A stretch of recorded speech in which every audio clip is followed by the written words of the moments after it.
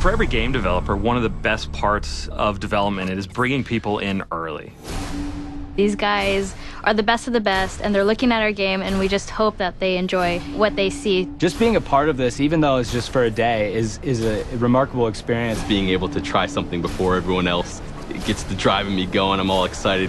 You see this competitiveness, this sort of how can I use what he just told me to my advantage. That's all we've ever wanted, to be able to give our input and make the game that we all love and play that much better. Kill confirmed.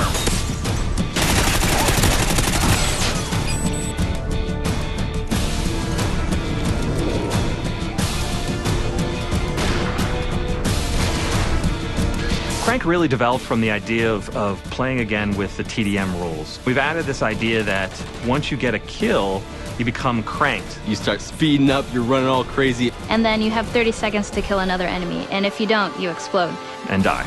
And all of a sudden it becomes very frantic Call of Duty. Lots of kills really quickly. I was running around the map going crazy looking for that last kill at the 2-second mark. You get a guy in your sights and someone comes in and steals that kill from you, and then you blow up.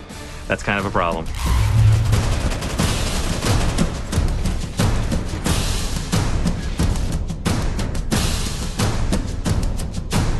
With Search and Rescue, we realized we wanted to build upon Search and Destroy. It's a search and destroy type of game, except when you die, you drop a tag. Your teammates can go pick up your dog tags and revive you. But if the enemy gets it, you're out. It requires a lot more teamwork, a lot of communication when you're playing. You're playing chess, not checkers, when you play Search and Rescue. Creates a whole different dynamic in Search.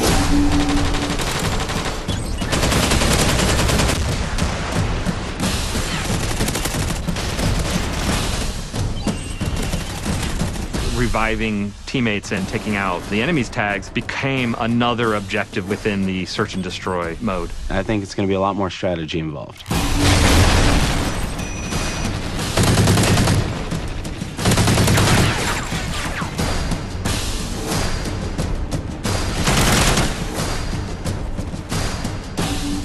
Now we have the contextual lean. Where you get up to a corner and lean left or right. I think it's great, and it's something that needed to be introduced into Call of Duty, and I love the way that it was introduced.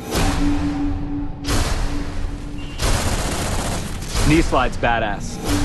To be able to slide and then get into a position and be ready to roll in that position is a unique thing in Call of Duty. Basically, when you're sprinting, you do like a cool slide animation. I was sliding all over the place with that thing. And also the mantling ability. Basically, when you're climbing up on stuff, you like carry your momentum with you. I love that. It just promotes faster gameplay, more swift movement.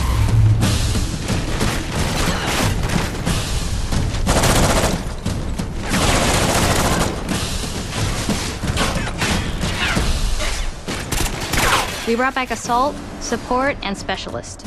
And with Assault, I saw a lot of people choosing the dog, and it's one of my personal favorites as well. To have this companion, this dog that helps you out, is so cool. It'll growl or bark when there's an enemy nearby, so you may be alerted to someone upstairs or right out the corner. We haven't really seen that in Call of Duty before, to have real AI things that escort you around the map. That really appealed to me. We revamped the way we use UAV. Now they're called SATCOMs. This adds a different element as far as being able to hide these, stack them, put them off to the side, and then play a little bit more defensive mind, because now you can actually protect your UAV. The first tier will give players eyes on.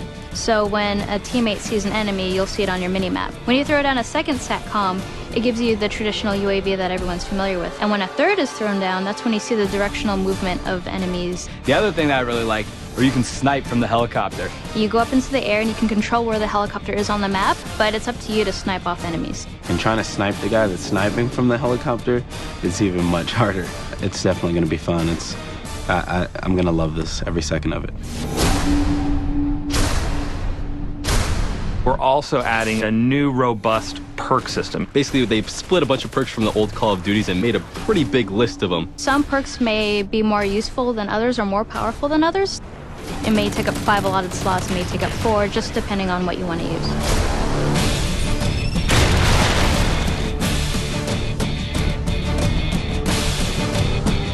Usually when you're playing online, you have your headsets and you're calling out where enemies are, but sometimes when you're here in the moment, you forget to.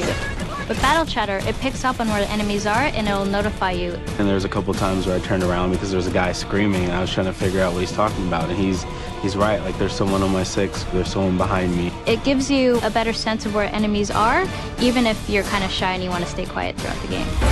Got hostiles near the wrecked ship!